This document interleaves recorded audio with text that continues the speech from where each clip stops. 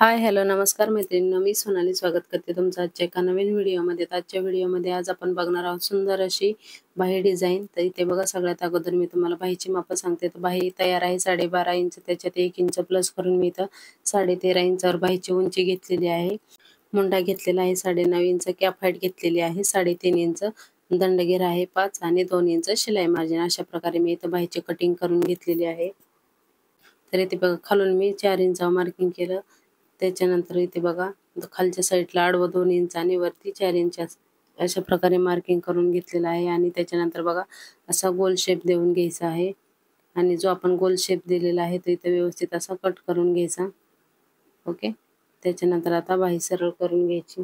आणि बाही डिझाईनसाठी इथं आपण रेडीमेड पायपिंगचा वापर करणार आहोत. इथे बघा, मी गोल्डन कलरची इथं रेडीमेड पायपिंग घेतलेली आहे. तुम्ही कॉन्ट्रास्ट तुमच्या ब्लाऊजमध्ये जो कलर असेल त्याच्यानुसार इथं पायपिंग घेऊ शकता किंवा कपड्याचीही पायपिंग करू शकता. तर इथे मी रेडीमेड पायपिंग घेतलेली आहे. तर आपण जो कट केलेला होता त्याच्यावर व्यवस्थित अशी ही पायपिंग आपल्याला शिलाई मारून घ्यायची आहे. आणि पायपिंगवर शिलाई मारताना आपल्याला एकदम पायपिंगच्या किनारीला शिलाई मारून घ्यायची आहे, म्हणजे पायपिंग जी आहे ती व्यवस्थित लागते.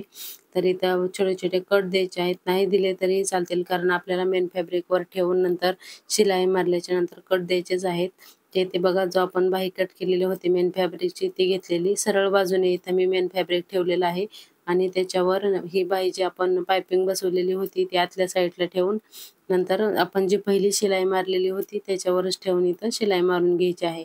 आता त्याच्यानंतर आतला जो कपडा आहे तो इथं आपल्याला कट करून घ्यायचा आहे.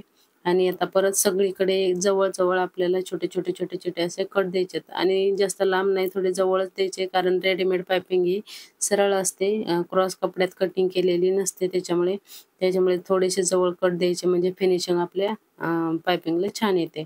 त्याच्यानंतर इथे बघा, खालच्या साईडला दोन्ही बाजूला सरळ शिलाई मारून घ्यायची आणि हे जे कॉर्नर आहेत ते थोडेसे कट करून घ्यायचे, म्हणजे सरळ केल्याच्या नंतर हे कॉर्नर अगदी व्यवस्थित असे निघतात. तर इथे बघा, कट करून घेतले, नंतर छोटा कट दिला त्याला आणि आपण आता त्याला सरळ करून घेऊया.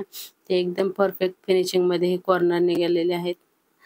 त्याच्यानंतर आता परत एकदा आपण त्याच्यावर दाब शिलाई मारून घ्यायची, म्हणजे कपडा जो आहे तो व्यवस्थित असा सेट होतो आणि पायपिंग पण आपली व्यवस्थित अशी सेट होते. तर एकदम किनारीला इथं आपल्याला दाब शिलाई मारून घ्यायची आहे. तर व्हिडिओमध्ये बघू शकता, सेम त्याच पद्धतीने आपल्याला इथं शिलाई मारून घ्यायची आहे. तर आता एक दाब शिलाई मारून झालेली आहे. आता आपल्याला अस्तरच्या चारी बाजूला आपण शिलाई मारून घेऊ आणि जो एक्स्ट्राचा कपडा आहे तो आपण इथं कट करून घेऊया. इथे बघा, आता शिलाई मारून झाली. आता हा जो एक्स्ट्राचा कपडा आहे मेन ब्लाउज पीसचा तो इथे कट करून घ्यायचा. आणि आता आपल्याला बो बनवायचा आहे ब्लाउजला इथे मध्ये लावण्यासाठी. तर इथे बघा, त्याच्यासाठी मी इथं कापड घेतलेलं आहे. हे आपलं ब्लाउज पीसचंच आहे कापड. ते इथे बघा, 6 इंच आणि इथं 7.5-7.5 इंच घेतलेला आहे.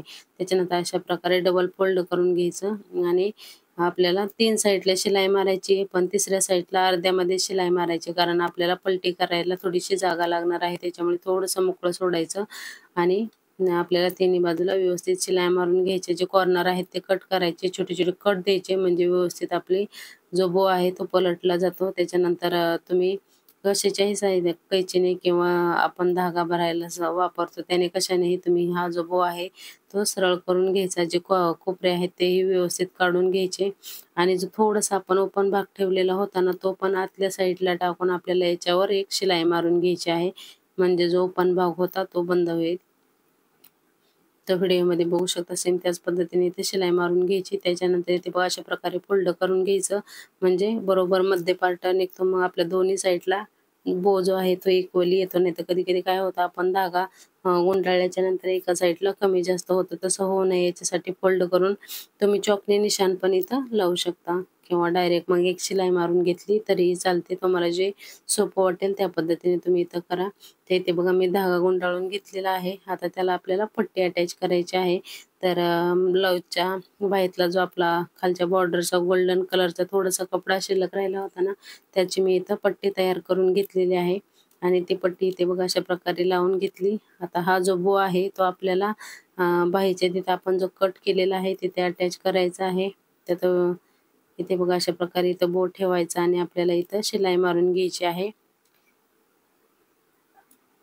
तर इथे बघा अशा प्रकारे पूर्ण जो बो आहे बनवलेला तो इथे अटॅच करायचा आणि दोन्ही साईडला एकसारख्याच अंतरावर आपल्याला बो अटॅच करायचा आहे. म्हणजे खालची जी बॉर्डर होती तिथून आपण वरून चालू केलेला आहे, तर दुसऱ्या साईडला पण तिथूनच बो जोडायला चालू करायचा आहे. म्हणजे दोन्ही साईडला आपल्याला इक्वली आलं पाहिजे, नाहीतर मग कमी जास्त झाल्यावर पण बो व्यवस्थित दिसत नाही. जोडताना ही गोष्ट लक्षात ठेवायची आहे. ओके. तर इथे बघू शकता एकदम परफेक्ट असा इथं बो अटॅच झालेला आहे आणि खूप सुंदर अशी इथं आपली बाही डिझाइन बनवून तयार झालेली आहे. अगदी 5 ते 6 मिनिटात ही बाही डिझाइन बनवून तयार होते.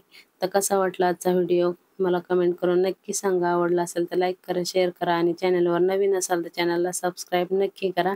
आणि याच ब्लाऊजच्या पाठीमागच्या बोटनेक ब्लाऊजची डिझाइन मी काल तुमच्यासोबत शेअर केलेली आहे. ती जरी बघितली नसेल तर एकदा नक्की चेक करा.